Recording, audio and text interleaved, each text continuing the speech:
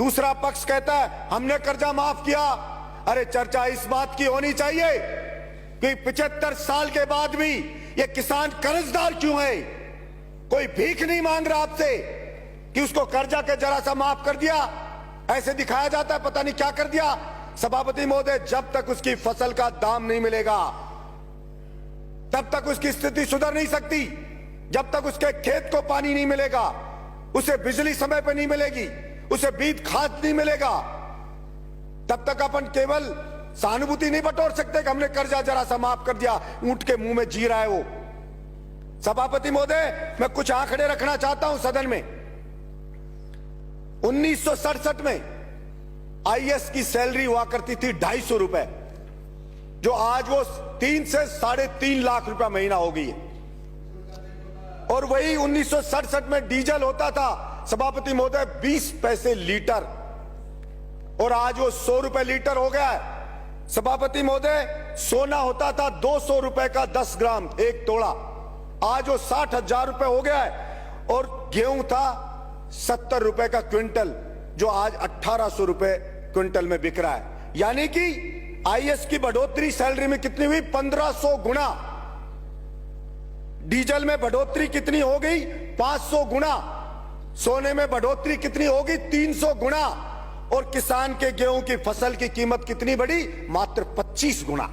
अब कहां 1500 गुना और कहां 25 गुना? भला वो कैसे उसकी स्थिति सुधर सकती है?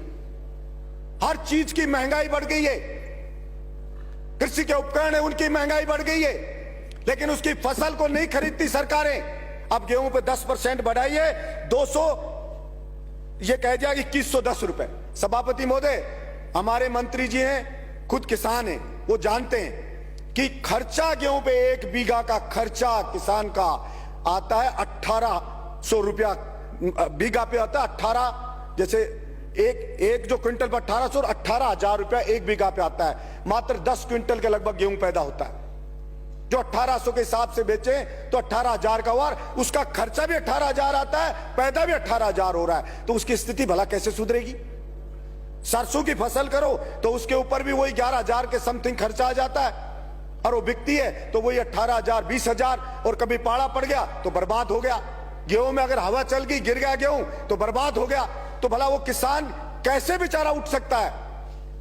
और सिर्फ बातें होती है किसान की, 6,000 दे दिया, कोई कहता है कर्जा दे दिया, कोई कहता है ये दे दिया, कोई कहता है थोड़ी सी बिजली दे देंगे, ये दे देंगे। मैं तो ये कहता हूं आप पूरा दाम ले लीजिए, मत दीजिए कुछ भी आप, लेकिन ये जो 1500 गुना बढ़ी आईएएस की सैलरी, या तो उस आईएएस की सैलरी को भी घटा के वही 25 गुना लिया हो आप।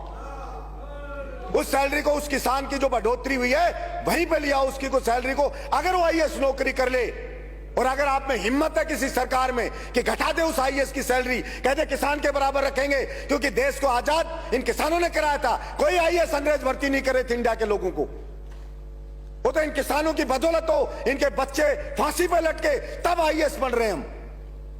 लेकिन पॉलिसी बनती है तो वही आईएएस राय देते हैं सरकार को कि बजट नहीं है, किसान को पैसा नहीं दे सकते, किसान की फसल को नहीं खरीद सकते। मैं कहता हूं एमएसपी 2110 रुपए गेहूं की क्यों हो? इसकी एमएसपी उतनी करो ना जितनी उसकी गुजारा हो उसका, लेकिन उसमें कोई चर्चा नहीं होगी और कोई पैसा मिलेगा नहीं। और ये किसान सहन शक्ति है बेचारे की, सहन करे जा रहा सहन, ये उसकी ग्रेटनेस है कि वो सहन कर रहा है और मेरा देश महान कह रहा है। अब फौज में जाता था सभापति महोदय, उसका बेटा एक्सरसाइज करता था, फौज की भर्ती भी बंद कर दी है। पुलिस में जाता था सभापति महोदय, दौड़ भाग करता था, खेत में काम करता था, फिजिकल फिट होता है, मजबूत होता है, बहादुर होता है, दौड़ भाग करके पुलिस कांस्टेबल बन जाता था। कोई मिलिट्री में जाके, अब मिलिट्री का भी बन, पुलिस कांस्टेबल में आईएएस जैसा पेपर पकड़ा देते हैं। उसकी फिजिकल फिटनेस को कोई देखते ही नहीं है। अब उसमें पेपर में कौन सेलेक्ट होता है? वही जो ट्रक चलाने वाला खरीद के 10 लाख मिलाया वो सेलेक्ट हो जाता है। इसलिए सभापति महोदय, मैं आपके माध्यम से सरकार से गुजारिश करता हूं कि केवल किसान किसान बात करने से नहीं होगा। वास्तव में आज किसान को सबसे ज्यादा न्याय की जरूरत है, और उसके साथ हमें न्याय करना पड़ेगा। नहीं, वो किसान के बच्चे जो अंग्रेजों से लड़े थे, जिस दिन उसने ठान लिया उस दिन फिर आप सोचना क्या हाल होगा। इसलिए मैं समझता हूं उठा उठा के फेंक देंगे और होगा क्या, मूली की तरह पाड़ पाड़ के फेंक देंगे आपको, और क्या होगा, ये होगा। इसलिए कभी कभी उस किसान की हिम्मत को न ललकारे सरकार कि वो लड़ नहीं सकता या अपना हक हासिल नहीं कर सकता। वो तो अपने देश में आस्था रखता है, तो सहन करे जा रहा है। और ये सभापति महोदय, मैं बात करूंगा जैसे आवारा पशुओं की, ये एक बड़ा आंदोलन इन आवारा पशुओं के लिए भी होगा। किसान की फसल को खा रहे हैं ये रोजड़े, सुअर, आवारा। और मैंने पहले भी कहा, अरे आदमियों की नसबंदी करते हो, इनकी नसबंदी करके ही रोक दो। हम छोटे बच्चे थे तो बछड़ों की नसबंदी करवाता था किसान। आवारा ये जो नंदी है उनकी नसबंदी कर दो। और गाय को अगर सच में बचाना चाहते हो, आप गौशाला में अनुदान देते हो, किसान को दो ना अनुदान, कि वो घर पे गाय को पाले। हम अनुदान देंगे तो किसान की स्थिति भी सुधरेगी और हमारी गाय माता भी बचेगी।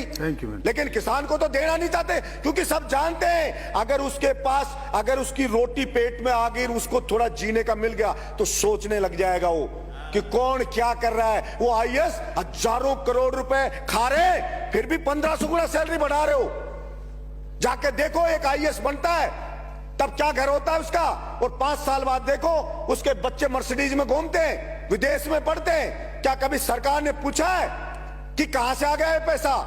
फार्म हाउस है बड़े बड़े, और बड़े बड़े मंत्री जाते हैं और जाकर फार्म हाउस में उसके पार्टी करके आ जाते। कभी पूछा किसी ने कि ये कहां से लिया आया? लेकिन कोई नहीं पूछा जाता। इसलिए मैं आशा रखता हूं कि किसान के ऊपर रियल में कोई उसकी दशा सुधारने पर निर्णय होगा। धन्यवाद सभापति।